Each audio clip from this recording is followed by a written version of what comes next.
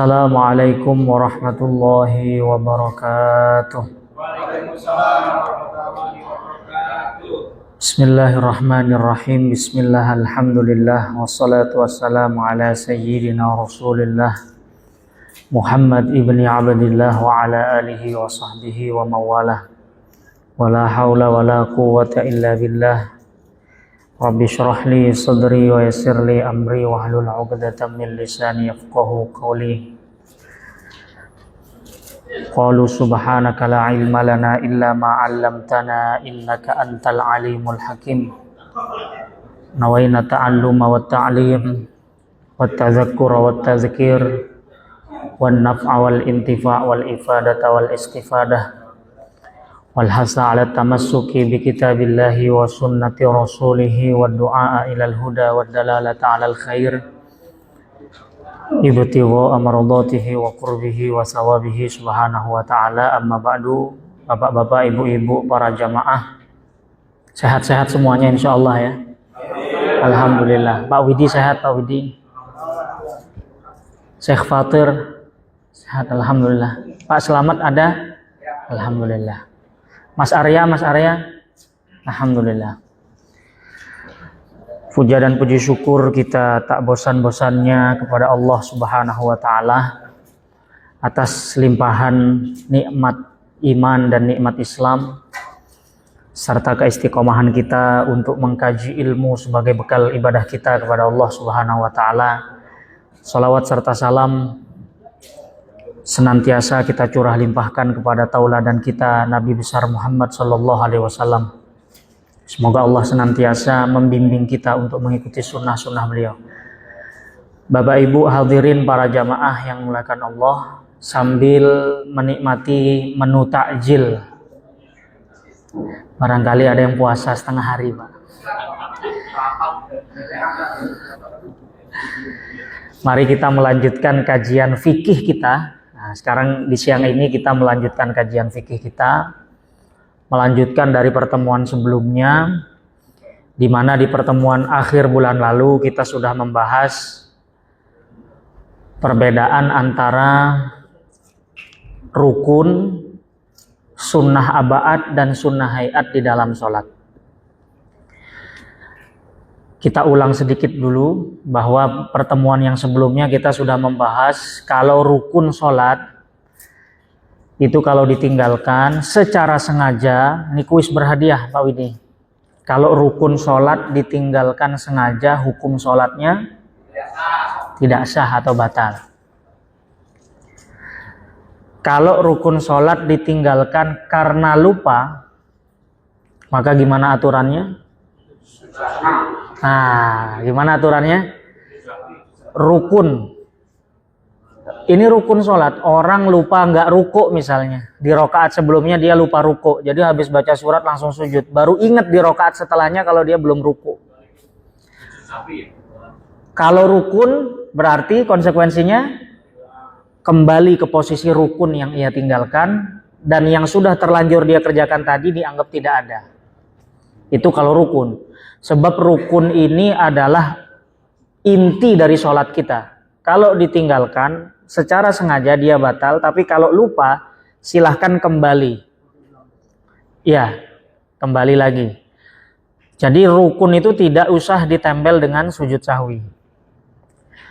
Kalau sunnah abaat ditinggalkan sengaja maupun lupa, misalnya rokaat kedua yang harusnya Pak Widi tahiyat awal, lupa langsung berdiri.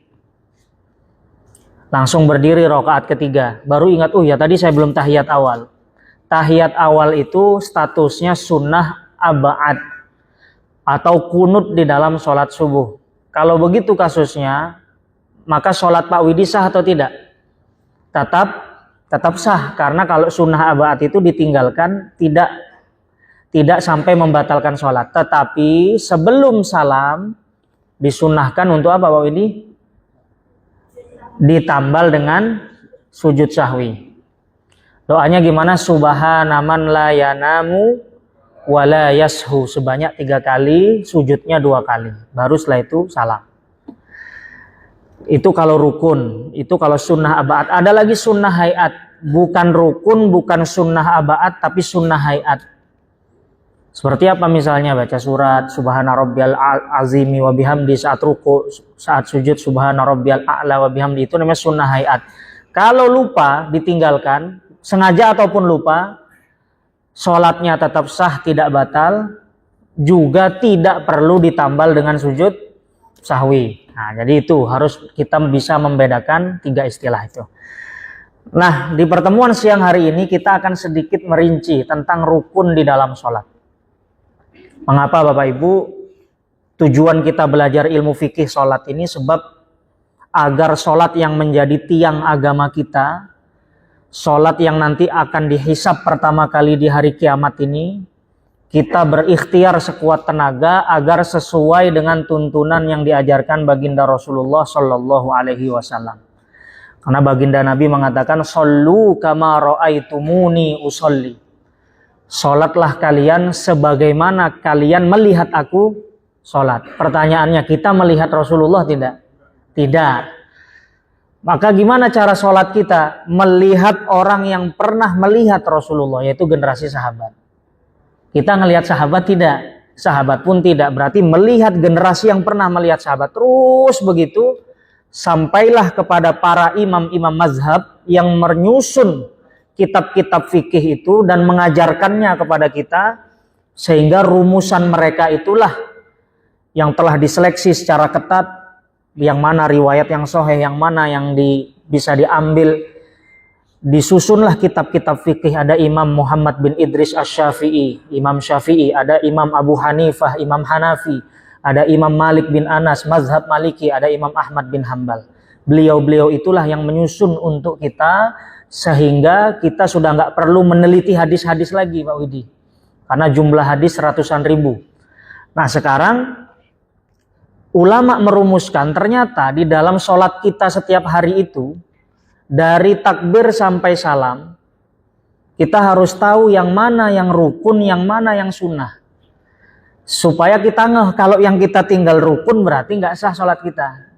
Tapi kalau yang kita tinggal sunnah, ya lanjutin sholatnya, karena tidak sampai membatalkan sholat. Kata ulama setelah dirumuskan, rukun sholat itu jumlahnya 13. Saya ulang lagi. Jadi rukun sholat itu jumlahnya berapa Pak Arifin? 13. Tapi nanti nggak usah heran kalau ada keterangan yang menyebutkan 17. Kenapa? Karena intinya sebenarnya sama. Ulama yang mengatakan rukun sholat 17, mereka memisahkan antara ruku dengan tumak ninahnya. Jadi ruku dihitung 1, tumak ninah di dalam ruku dihitung 1. I'tidal dihitung 1, tumak ninah di dalam i'tidal dihitung 1. Sujud dihitung 1, tumak ninah di dalam sujud dihitung 1. Duduk di antara dua sujud dihitung 1. Tumak ninah di antara dua sujud dihitung 1. Jadinya 17. Jadi tumak ninahnya dipisah. Tapi ulama yang merumuskan rukun sholat 13, tumak ninahnya dianggap include di dalamnya. Jadi rukun sholat adalah ruku yang tumak ninah, sujud yang tumak ninah. Apa arti tumak ninah itu? Berhenti sejenak. Jadi Allahu Akbar. Jangan Allahu Akbar, jangan begini-begini. Ada satu rukun yang terlewati, yaitu tumak ninah. Berhenti sejenak dengan kadar minimal subhanallah. Jadi itu tumak ninah. Jadi baik 13 maupun 17 sama saja. Sebab yang mengatakan 13, dia mensyaratkan tumak ninah di dalam rukunnya. Tapi yang mengatakan 17, memisah tumak ninah itu menjadi rukun tersendiri. Bisa dipahami sampai sini ya Bapak Ibu. Nah kemudian itu yang pertama. Dari 13 rukun ini, ulama membagi rukun sholat itu menjadi 4 klasifikasi, 4 bagian. Ada yang disebut dengan arkan qalbiyah, rukun di dalam sholat yang dikerjakan oleh hati. Apa itu kira-kira? Ada satu saja, yaitu niat. Jadi dari 13 ini Bu, yang pertama disebut arkan qalbiyah, rukun yang dikerjakan oleh hati kita. Tidak ada gerakannya, tidak ada ucapannya, yaitu niat. Kemudian ada lagi yang disebut dengan rukun qauli. Rukun yang diucapkan oleh lisan. Ada 5. Apa yang pertama? takbir, Allahu Akbar. Ini namanya takbiratul ihram. Yang kedua suratul Fatihah. Yang ketiga tasyahud akhir. Yang keempat sholawat kepada Rasulullah Shallallahu Alaihi Wasallam di tasyahud akhir. Yang kelima adalah taslim, yaitu salam. Saya ulang lagi, rukun qauliyah ada 5. Yang pertama adalah Allahu Akbar. Ini disebut apa? Takbiratul ihram. Takbir yang mengharamkan. Setelah takbir kita udah nggak boleh makan. Takbir ihram. Yang kedua membaca surat Al-Fatihah. Yang ketiga tasyahud akhir. Kalau tasyahud awal sunnah abad, jangan sampai lupa. Tasyahud akhir itu rukun.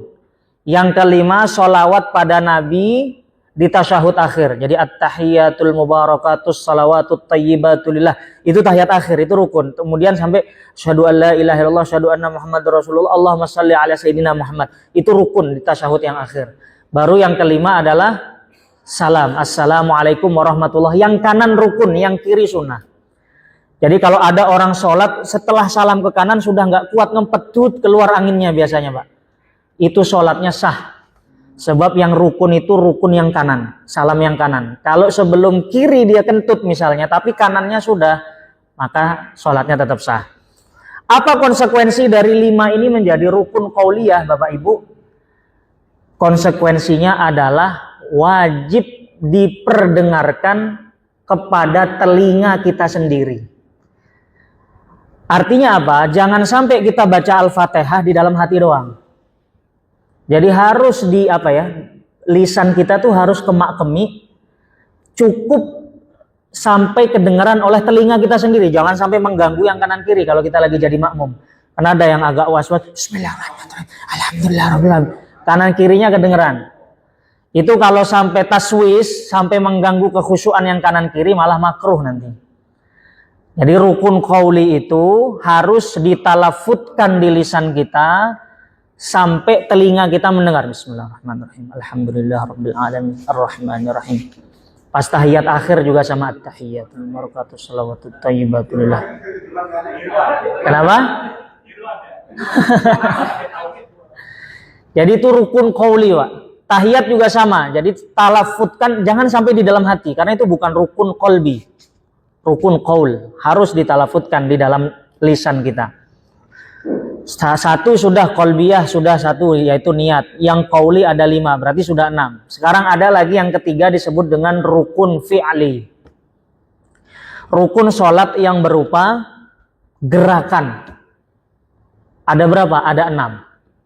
Nah, diingat-ingat ini, Pak. 1, qiyam, berdiri. Berdiri bagi orang yang mampu berdiri itu adalah rukun di dalam sholat fardu. Artinya kalau dia sebenarnya mampu berdiri tapi cuman capek doang lalu duduk, nggak sah sholatnya. Kalau cuman uzurnya hanya capek, saya capek Pak Ustadz, duduk aja. Kalau sholat sunnah masih sah, tapi kalau sholat fardu berdiri itu rukun bagi orang yang mampu berdiri. Yang kedua ruku, yang ketiga i'tidal, yang keempat sujud, yang kelima duduk di antara 2 sujud, yang keenam duduk saat tahiyat akhir. Jadi itu rukun fi'li ada 6. Saya ulang lagi, berdiri yaitu qiyam, yang kedua ruku, yang ketiga i'tidal sami Allahu liman hamidah, yang keempat sujud, yang kelima duduk di antara 2 sujud.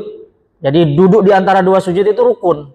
Kalau sampai ada orang yang sholat Allahu Akbar belum sempat duduk, Allahu Akbar langsung begini lagi, ada rukun yang dia tinggalkan. Terlalu cepat itu. Sholat kan ada tarawih yang sampai 3 menit 20 rakaat kan ada itu. Itu gimana? Banyak rukun yang terlewati. Nah, harus hati-hati.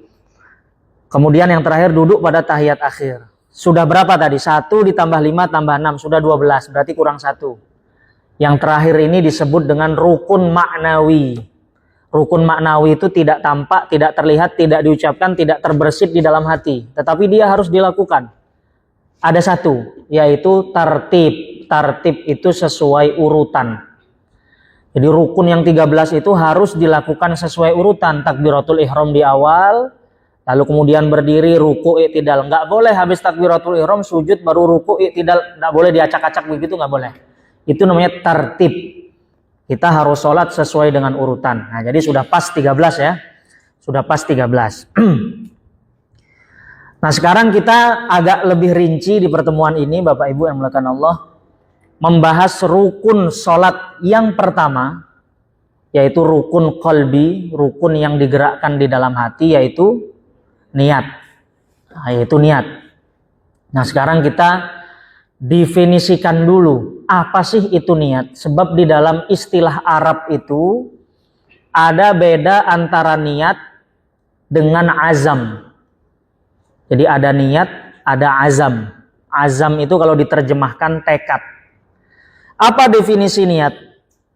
Para ulama di dalam mazhab Syafi'i mendefinisikan niat dengan satu kalimat yang singkat. Kata mereka, niat itu adalah qasdus syai'i muqtaranan bi awwali ajza'i fi'lihi. Niat itu qasdul fi'li, menyengaja melakukan sesuatu, muqtaranan bi awwali ajza'i fi'lihi, berbarengan dengan permulaan sesuatu tersebut. Saya ulang lagi, niat itu membersihkan di dalam hati tujuan kita bersamaan dengan permulaan aktivitas tersebut. Itu namanya niat. Berarti di dalam sholat, rukun yang pertama, yang digerakkan pertama itu apa? Takbiratul ihram. Berarti di dalam sholat niat itu dibersihkan saat takbiratul ihram. Karena takbiratul ihram itu adalah gerakan yang pertama. Allahu Akbar. Saat Allahu Akbar itulah dibersihkan di dalam hati. Jadi definisi niat itu menyengaja melakukan sesuatu berbarengan dengan awal aktivitas tersebut. Kalau di dalam wudhu, apa rukun yang pertama? Membasuh apa kalau di dalam wudhu? Yang menjadi rukun ya, bukan sunnah. Yang menjadi rukun apa di dalam wudhu? Membasuh wajah. Maka niatnya dibersihkan saat membasuh wajah. Kalau membasuh tangan sebelum wajah itu sunnah. Jadi kalau niat saat membasuh tangan itu dibersihkan sampai membasuh wajah. Jangan berhenti lalu membasuh wajah tanpa niat. Karena yang dianggap sebagai niat itu adalah anggota rukun yang pertama. Nah, saya ulang lagi. Jadi niat itu adalah menyengaja sesuatu bersamaan dengan awal perbuatannya. Kalau wudhu, anggota pertama adalah wajah, maka dibersihkan nawaitul wudhu, atau bahasa Indonesia saya niat wudhu ya Allah, itu saat kita membasuh wajah yang pertama. Itu namanya niat. Kalau dilakukan sebelumnya gimana Pak Ustadz? Itu namanya azam, tekad, belum niat. Tekad itu gimana? Nanti saya mau sholat misalnya, sholatnya masih nanti, tapi terbersihnya sudah sekarang. Itu dalam bahasa Arab namanya azam atau tekad, jadi belum dianggap. Nah cuman, dan definisi niat ini berlaku dalam ibadah apapun. Kita menyerahkan zakat misalnya, zakat yang fardu itu kan harus pakai niat. Niatnya kapan Pak Ustadz? Niatnya saat menyerahkan itu. Saat kita menyerahkan kepada fakir miskin atau mustahikus zakat, ya disitulah kita membersihkan niat. Meskipun nggak harus keras-keras. Nah jadi itu Pak Widi. Nah cuman ada yang dikecualikan oleh ulama karena sulit membarengkan dengan awal. Apa itu? Ibadah puasa. Puasa kita itu dimulai dari kapan sampai kapan Bu?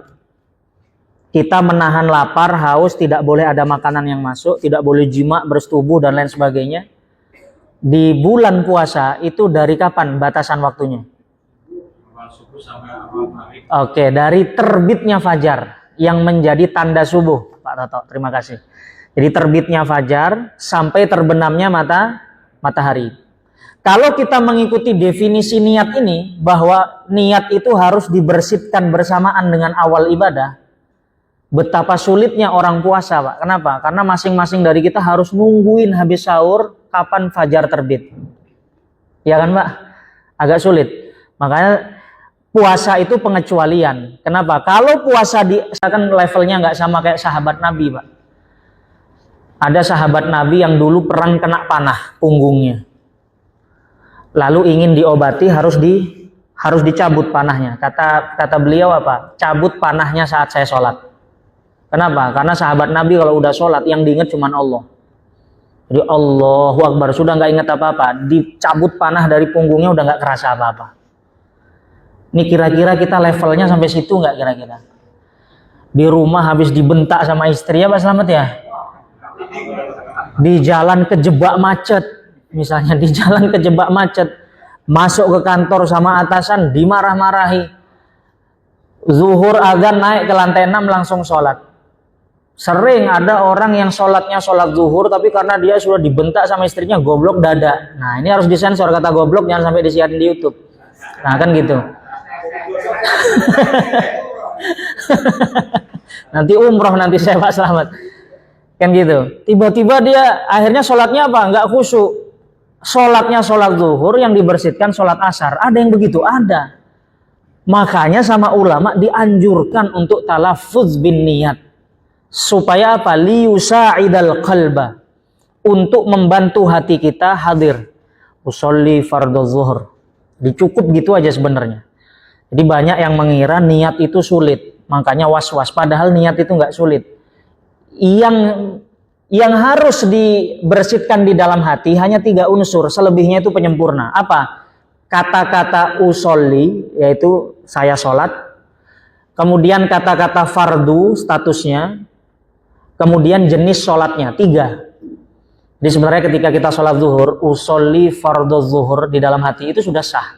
Adapun arba rakaatin mustaqbilal qiblati adaan ma'muman lillahi ta'ala, itu hanya penyempurna saja. Kalau tidak ada itu pun niat kita tetap sah. Tetapi unsur utama yang harus disebut ini 3 ini. Usolli yaitu kegiatannya, saya niat sholat ya Allah. Fardhu, statusnya fardu atau sunnah? Fardu. Jenis sholatnya apa? Zuhur. Jenis sholatnya apa? Asar. Jadi 3 unsur. Ya singkatnya saya niat sholat fardu zuhur. Atau saya sholat fardu asar. Saya sholat fardu maghrib. Allahu Akbar, itu sudah sah. Jadi 3 itu saja. Jadi tidak sampai. Karena gini, saya menemukan banyak orang yang meninggalkan banyak ibadah ketika ditanya kenapa? Karena nggak tahu niatnya katanya. Dikira niat itu ribet mungkin.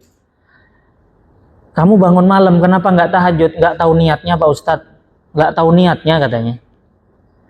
Kenapa kok yang lain puasa sunnah Arafah, kok kamu nggak puasa sunnah Arafah? Nggak tahu niatnya. Padahal niat itu nggak harus pakai bahasa Arab. Saya niat puasa sunnah, selesai. Bahkan baginda Nabi itu simpel. Baginda Nabi SAW itu pernah suatu pagi masuk ke dalam rumah, nanya ke istrinya Aisyah, wahai Aisyah, adakah sarapan yang bisa dimakan pagi ini? Kata Aisyah, la ya Rasulullah, tidak ada. Nabi mengatakan apa? Idzan inni shaim. Ya udah, kalau begitu saya puasa. Simple Pak ya. Kalau begitu saya puasa. Ada nggak kita yang begitu Pak? Istri kita kebetulan nggak masak apa-apa, sarapan tidak ada, lalu kita mengatakan ya wis puasa hari ini. Jarang. Yang ada diungkit-ungkit. Kemana uang jajan 50.000 1 bulan itu kok cepat habis? Kan begitu Pak. Diungkit-ungkit. Jadi simple. Idzan ini shaim. Nggak ada makan ya sudah saya puasa sunnah. Beres. Gitu loh. Nah itu. Jadi yang harus. Mengapa 3 unsur ini harus ada di dalam niat kita? Karena kata ulama, fungsi niat di dalam ibadah itu 2. Nah ini perlu saya jelaskan. Apa fungsi niat di dalam ibadah? Di sini disebutkan yang pertama, fungsi niat itu adalah tamyiz bainal ibadah wal adah. Jadi kenapa kita harus niat dalam ibadah? Untuk membedakan antara ibadah dengan rutinitas biasa. Ada orang duduk di masjid. Masjidnya sama, tapi saya tanya, kenapa duduk di masjid? Pak Toto jawabnya, niat iktikaf Pak Ustadz, niat iktikaf. Berarti duduknya Pak Toto itu dapat pahala. 1 jam 2 jam dapat pahala. Makanya jangan lupa niat iktikaf sejak awal. Tapi ada yang lain, orang jenis lain. Syekh Ahmad saya temuin, Syekh kaifa halak? Alhamdulillah bekhair, kata beliau. Nyender-nyender di belakang, di bawah AC begitu. Saya tanya, kenapa kok duduk-duduk di masjid? Padahal waktu sholat masih lama. Ngadem Pak Ustadz nyari AC. Tuh, kegiatannya sama-sama duduk, ya Pak ya. Kegiatannya sama-sama duduk, sama-sama nyender, sama-sama rebahan. Tapi yang satu niat iktikaf, yang satu ngadem nyari AC. Itu fakta ya Mas ya, bukan sekedar contoh. Maka yang mendapat pahala yang mana? Yang niat iktikaf. Jadi fungsi niat itu memisahkan antara ibadah dengan adat. Gini deh, kita mandi setiap hari. Betul nggak Pak Widi? Aman ya mandi tiap hari ya? Aman. Alhamdulillah Pak, kita di Indonesia minimal kita tuh sehari 2 kali bahkan 3 kali. Saya dulu kuliah di Arab 6 tahun Pak. Sekamar sama teman saya dari Somalia. Tahu Somalia Pak ya? Tahu Somalia, Afrika itu. Jadi satu kamar itu 6 orang, 2 teman saya dari Somalia. Di situ saya tahu tradisi baru, apa itu? Orang Somalia itu mandi hanya dalam 2 kondisi. Yang pertama kalau hadas besar, yaitu junub. Kalau dia mimpi basah, barulah dia mandi wajib. Yang kedua hari Jumat. Selain 2 kondisi ini Pak, mereka nggak mandi Pak. Jadi jenengan bisa membayangkan kalau saya habis kuliah masuk ke kamar, Assalamualaikum, itu disambut dengan aroma yang luar biasa. Malah mereka nyinyirin kita orang Indonesia. Kalian di sini cuma ngabis-ngabisin air katanya, karena mandi sehari sampai 3 kali. Kalau mereka cuma 2 aja, hari Jumat mandi sunnah sama hadas besar. Saya membayangkan seandainya baginda Nabi tidak menganjurkan mandi sunnah Jumat, mungkin seumur hidup hanya saat junub mereka mandinya. Nah kita alhamdulillah setiap hari sebelum kerja kita mandi. Hari Jumat menjelang Jumatan juga kita mandi. Apa yang membedakan mandinya kita rutinitas itu dengan mandi Jumat yang mendapat pahala itu? Niatnya. Sabunnya sama, airnya sama, showernya sama. Kegiatannya juga sama, tetapi yang satu bernilai ibadah. Apa yang membedakan? Niatnya. Makanya diniatin. Kalau kata Imam Ghazali di dalam Bidayatul Hidayah, bahkan kita setiap hari pakai baju itu loh. Kita pakai baju tiap hari ini kelupaan niat. Padahal pakai baju itu niatkan untuk menjalankan perintah menutup aurat. Oh ibadah pakai baju kita nih Pak. Tapi kan kita karena sudah terbiasa, jadi yang biasa itu nggak kebersit niat apa-apa. Jadi pakai baju, ya Allah saya niat nutup aurat, menjalankan perintah lillahi ta'ala, ibadah. Jadi itu fungsi niat adalah membedakan ibadah dengan rutinitas.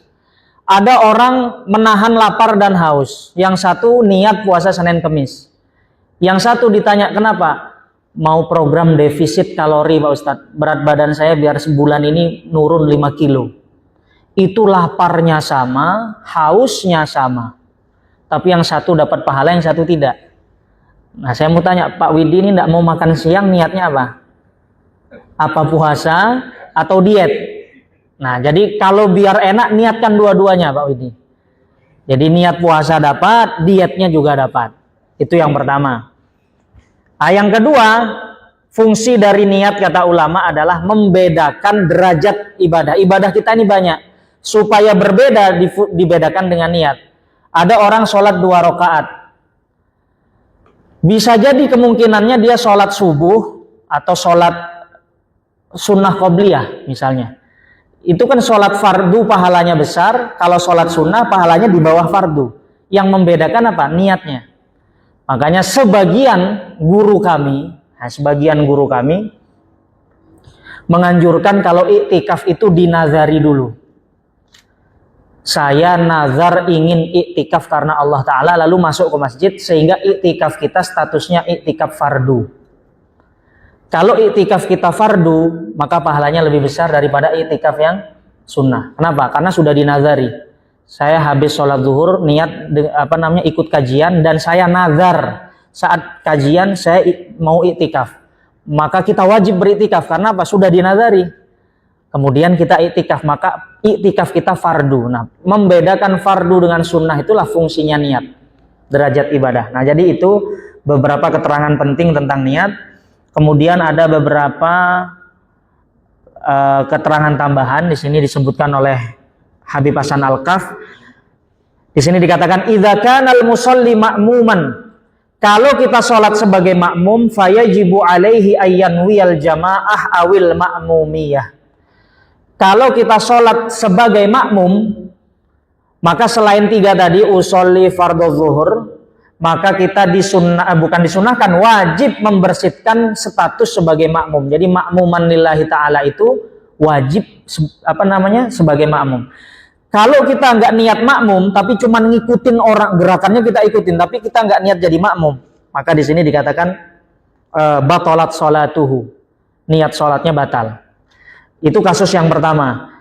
Kasus yang kedua, kalau kita bepergian dan sudah memenuhi syarat untuk mengqashar sholat.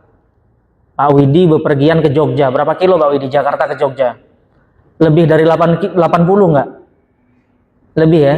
Berarti sudah memenuhi syarat untuk mengqashar sholat. Jadi 4 rakaat dikorting jadi 2 rakaat. Maka niat qasharnya itu harus saat takbiratul ihram.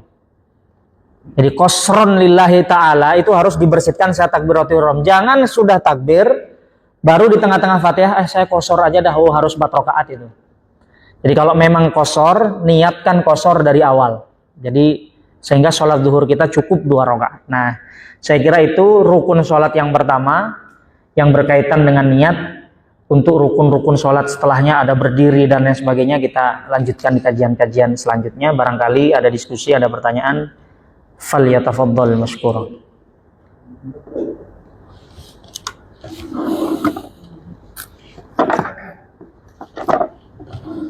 Ditutup Pak Arifin? Oh ada. Ibu ada yang bertanya tentang bunyi pada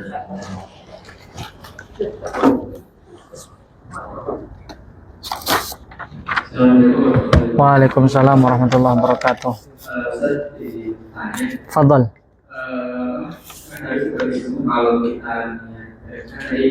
Kalau kita tadi kayak yang masa itu, dan sholat itu kita melakukan sholatnya itu atau sendiri. Oh iya. Kedua, mengenai tema yang lalu kan yang tentang sunnah itu, kan kita kalau sholat dulu di jam itu kan pertama itu juga dari hari kan. Iya iya. Kan itu sholat yang sekali kerjakan. Iya. Kalau kasusnya kita yang itu lupa, misalnya juga berapa kan? Kita sebagai orang tahu ini ternyata baru 5, baru 4, kita dia berlanjut ke Al-Fatihah kan? Iya. Nah, kita menggunakan dia atau tidak ada yang kedua, kalaupun dia kan kita nanti itu sujud saja. Oke. Afwan. Wah, menarik pertanyaannya. Terkait niat. Kalau kita sadar salah niat, sholat zuhur tapi kita asar, itu nggak perlu dibatalkan, sholatnya batal. Tanpa harus kita membatalkan. Sholatnya memang batal sejak awal. Karena sudah salah sejak awal. Jadi nggak perlu kita membatalkan, sholatnya sudah batal sejak awal. Dan minggu lalu sudah saya jelaskan juga, kalau kita ragu-ragu rukun, sholat sudah selesai. Assalamualaikum warahmatullahi wabarakatuh. Assalamualaikum warahmatullahi. Dapat 5 menit, 10 menit, kita ragu.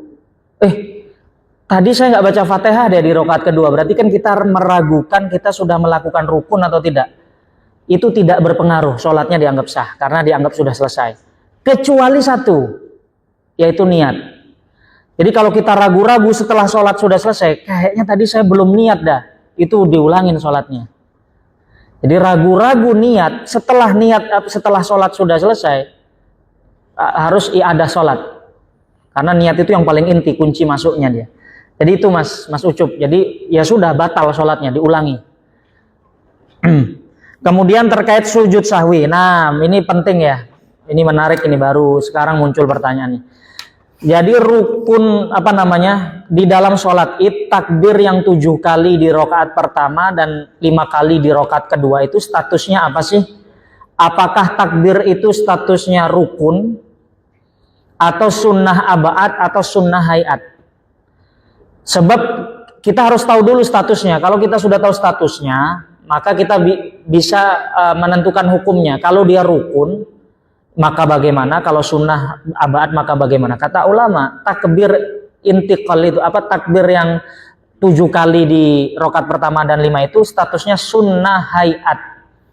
Sama seperti subhana rabbiyal a'la wa bihamdi, subhana rabbiyal a'la wa bihamdi. Sunnah hayat. Artinya, kok seandainya pun, dan ini pernah kejadian di kampung kami, mungkin karena pengalaman pertama ngimamin sholat id di lapangan, di Denpasar, Bali, Pak Widi. Jadi orang yang jadi imam itu kan vibes-nya beda sekali. Makanya kalau imam salah baca surat, itu jangan dibentak dulu, Pak. Kasih kesempatan dulu, karena begini, karena surat di Al-Quran itu, apalagi hafidhul Quran, itu banyak yang mirip-mirip. Innallaha bikulli syai'in alim. Innallaha bikulli syai'in khabir. Ada begitu. Innallaha basirum bima ta'malun. Ada innallaha bima ta'maluna basir. Jadi mirip-mirip. Jadi biarkan dulu imam itu tenang, supaya dia nginget hafalannya. Kalau langsung dibaca khabir, itu buyar, Pak. Beneran, itu yang pengalaman jadi imam tuh pasti tahu. Karena yang di bayangan dia tuh gimana, di belakang saya ada petinggi, pejabat misalnya, itu grogi dibawa ke suasana sholat. Jadi biarin. Nah, karena kita sudah tahu takbir di dalam sholat id itu adalah takbir hayat statusnya, maka seandainya ada imam yang meninggal